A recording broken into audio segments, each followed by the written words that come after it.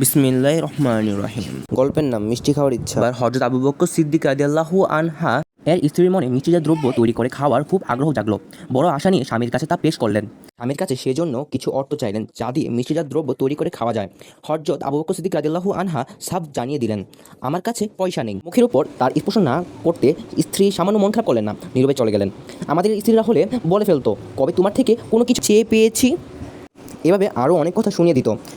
কিন্তু দেখুন, হযরত আবু বকর সিদ্দিক রাদিয়াল্লাহু আনহা, যিনি সেই সময় বাদশাহ, পুরো রাজ্যের কর্ণধার, রাজ্যের খাদ্যভাণ্ডার, অর্থভাণ্ডার সব তার কত্তলগত, কিন্তু তার অবস্থা হলো, আমার কাছে কোনো পয়সা নেই।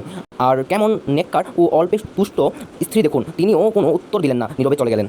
না অভিমান করলেন, না স্বামীর নামে অভিযোগ করলেন, আর না কোনো কটু কথা শোনালেন। তিনি বরং মনে মনে চিন্তা করলেন, আমাকে তো তিনি সংসারে খরচের জন্য মাঝে মধ্যে কিছু পয়সা দেন, সেখান থেকেই না হয় কিছু কিছু বাঁচিয়ে একদিন মিষ্টি তৈরি করে খাবো। নিজ চিন্তা অনুযায়ী কিছু পয়সা জমা করে তিনি একদিন গড়ে মিষ্টি দ্রব্য তৈরি করলেন, নিজেও খেলেন এবং স্বামীর সামনেও পেশ করলেন। কিন্তু হযরত আবু বকর সিদ্দিক রাদিয়াল্লাহু আনহা জিজ্ঞেস করে বসলেন, এই পয়সা কোথা থেকে এসেছে যা দিয়ে তুমি মিষ্টি দ্রব্য বানিয়েছো?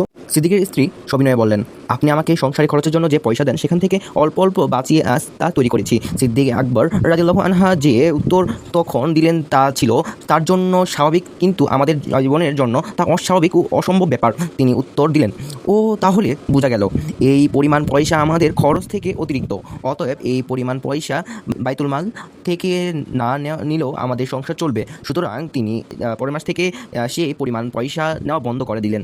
সুবহানাল্লাহ। এটাকেই বলে দুনিয়া বিমুখিতা, এটাকেই বলে দুনিয়া বিরাগী। যা না হলে নয় ততটুকুই চাই, এর বেশি সামান্যও নয়। এভাবেই তারা দুনিয়াকে ত্যাগ করেছেন, এভাবেই তারা দুনিয়াকে লাথি মেরে ফেলে দিয়েছেন। সিদ্দিকে আকবর রাদিয়াল্লাহু আনহা দুনিয়া এত সহজে ছেড়ে দিলেও আখিরাতের ব্যাপারে তার এক চুল পরিমাণ ছাড় দেননি। যখনই যা কিছু করার সুযোগ এসেছে তা করেছেন। আখিরাত পাওয়ার জন্য যত বেশি করা দরকার তত বেশি করেছেন।